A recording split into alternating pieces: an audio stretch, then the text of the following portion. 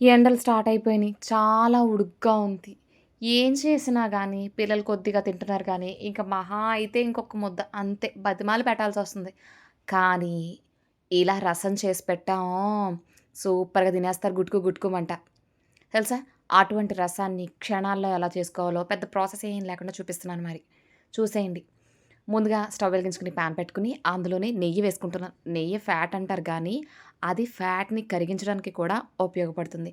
అందులోనే ఉల్లిపాయ, పచ్చిమిరపకాయ, ధనియాలు, జీలకర్ర, కరివేపాకు, మెంతులు వేసేసి ఫ్రై చేసుకోండి. ఇదే టైంలో ఎండుమిరపకాయలు కూడా వేసుకోండి. నేను ఎండుమిరపకాయలు ఎయడం మర్చిపోయాను. మీరైతే కంపల్సరీ వేసుకోండి. ఇందులో 2 గ్లాసులు వాటర్ పోసేసుకొని, ఒక పెద్ద నిమ్మకాయ సైజ్ అంతా చింతపండయితే యాడ్ చేసేసుకోండి. పాత చింతపండు వేసుకుంటే సమ్మర్‌లో చలవ చేస్తూ ఉంటుంది. కానీ నా దగ్గర ఇప్పుడు అవైలబుల్‌గా లేదు. సో, కొత్త చింతపండయితే వేసుకుంటున్నాను.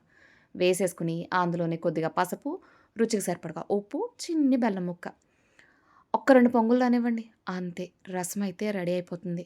నిమిషాల్లో రెడీ అయిపోయే రసం పక్కన మనం వడియాలు గానీ, ఏదైనా ఫ్రై గానీ పెట్టుకు తిన్నామంటే పిల్లలేంటి మనం కూడా చాలా ఇష్టంగా అయితే ఈ ఎండాకాలంలో భోజనం అయితే చేసేస్తూ ఉంటాం.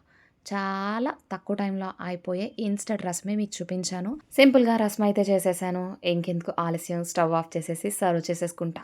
చాలా ఇష్టంగా తిన్నారు పిల్లలైతే భోజనం ఈరోజు తృప్తిగా.